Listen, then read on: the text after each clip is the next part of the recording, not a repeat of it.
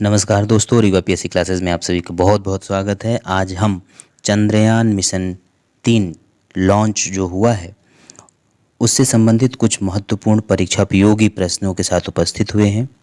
तो सभी डायमेंशंस को लेते हुए हम इस चंद्रयान 3 को देखेंगे। तो चलिए शुरू करते हैं। हम अपनी शुरुआत करते हैं EMC परीक्षण से।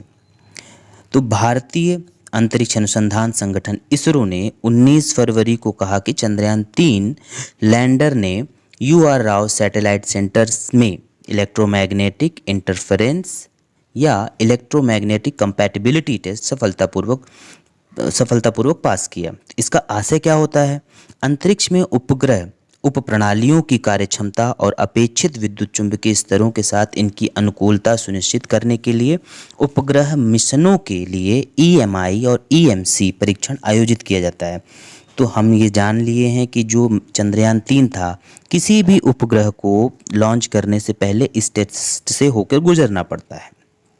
और इसमें एक क्वेश्चन बन जाएगा आपका कि UR राव सैटेलाइट सेंटर कहाँ है? तो आप हमें बता सकते हैं कमेंट बॉक्स में। इन परीक्षणों का उद्देश्य क्या होता है? यह सुनिश्चित करना कि अंतरिक्ष में उपग्रह की प्रणालियां संभावित विद्युत चुंबकीय स्तरों के साथ मिलकर समुचित तरीके से काम करें। यह परीक्षण उपग्रहों को तैयार करने में यह एक महत्वपूर्ण कदम होता है। यह परीक्षण 31 जनवरी और 2 फरवरी के बीच बेंगलुरु के UR राव उपग्रह केंद्र में किया गया। ठीक है, अब हम इसको आगे बढ़ाते हैं। चंद्रयान 3 मिशन पे आते हैं। चलिए, चंद्रयान 3 मिशन को 14 जुलाई को दोपहर 2:35 पे लॉन्च कर दिया गया। इस मिशन का उद्देश्य चंद्रमा की सतह पर सफलतापूर्वक लैंड करने का है। चंद्रयान 3 को GSLV मार्क 3 या LVM-3 रॉकेट द्वारा लॉन्च किया गया। भारत का तीसरा मून मिशन है और मिशन सफल रहा तो USA, सोवियत संघ और चीन के बाद चांद पर सफलतापूर्वक लैंडिंग करने वाला भारत चौथा देश बनेगा। इसरो ने चंद्रयान 3 को सफल बनाने के लिए फेलियर बेस्ड डिज़ाइन पर काम किया है। इसके तहत उन बातों पर ध्यान दिया गया है जिसमें कुछ चीज़ें गलत होने पर भी रोवर चंद्रमा पर सफलतापूर्वक लैंड कर सके। चंद्रयान 3 मिशन से जुड़ी प्रमुख बातों पर देख लेते हैं। चंद्रयान 3 भारतीय अंतरिक्ष अनुसंधान संगठन द्वारा भेजा जा रहा तीसरा अन्वेषण प्रोजेक्ट है। इसे भारत के श्रीहरिकोटा में स्थित सतीश धवन अंतरिक्ष केंद्र से लॉन्च किया जाएगा। प्रसिद्ध भारतीय वैज्ञानिक विक्रम साराभाई को श्रद्धांजलि देते हुए चंद्रयान 3 मिशन के लैंडर का नाम विक्रम रखा गया है। चंद्रयान 3 मिशन के साथ जाने वाले रोवर का उपयुक्त नाम प्रज्ञान है, जो संस्कृत शब्द ज्ञान से लिया गया है।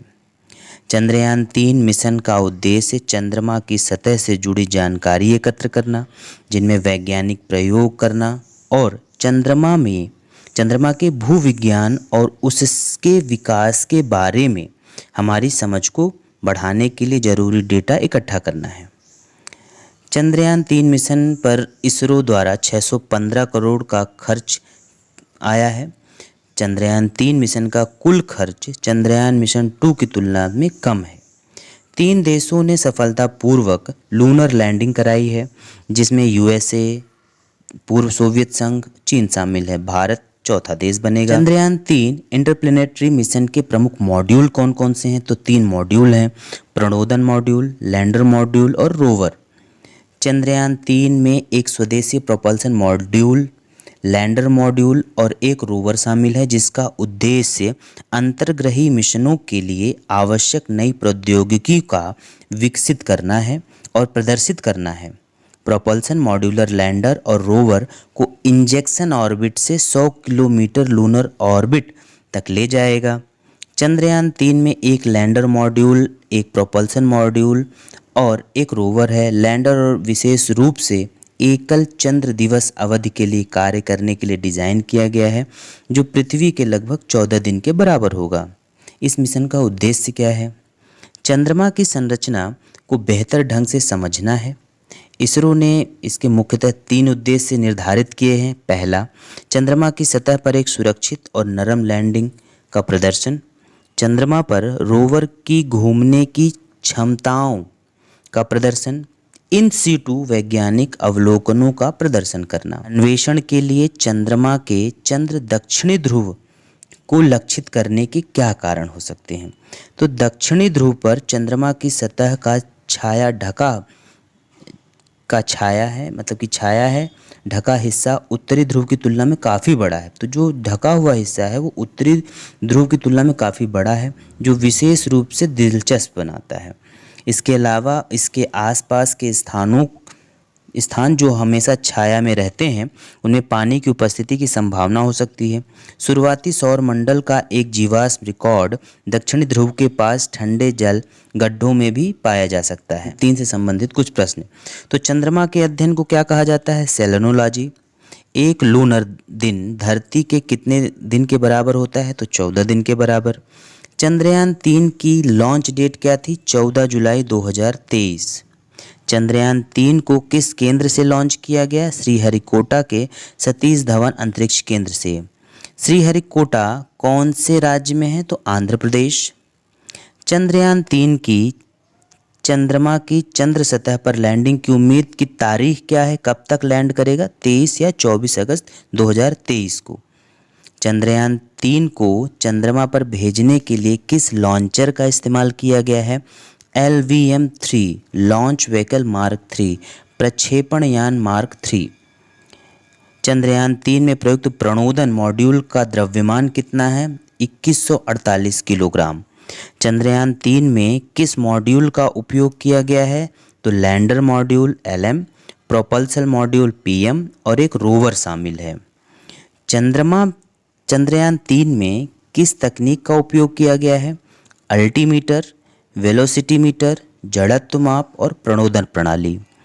चंद्रयान 3 के लैंडर और रोवर का मिशन जीवन बराबर है। तो चंद्रयान 3 के लैंडर और रोवर का मिशन जीवन एक चंद्र दिवस है जो पृथ्वी के 14 दिन के बराबर है। चंद्रयान 3 मिशन के लैंडर को क्या कहा जाता है? तो चंद्रयान 3 में ऑर्बिटर नहीं होगा, सिर्फ लैंडर और रोवर ही रहेंगे। इसरो ने इस बार भी लैंडर का नाम विक्रम और रोवर का नाम प्रज्ञान रखा है। चंद्रयान 2 में भी लैंडर और रोवर के यही नाम थे। चांद पर सूरज 14-15 दिन निकलता है और बाकी 14-15 दिन सूरज नहीं निकलता और लैंडर के लिए सनलाइट जरूरी होती है। LVM-3 का फुल फॉर्म हम देख चुके हैं, लॉन्च व्हीकल मार्क 3, पुराना नाम जिसे geosynchronous satellite launch vehicle mark 3 था, GSLV। तो दोस्तों ये चंद्रयान से संबंधित कुछ महत्वपूर्ण प्रश्न रहे। ये हमारे आगामी परीक्षा के लिए बहुत बहुत इम्पोर्टेंट है, तो इस वीडियो को ज़रूर देखिएगा।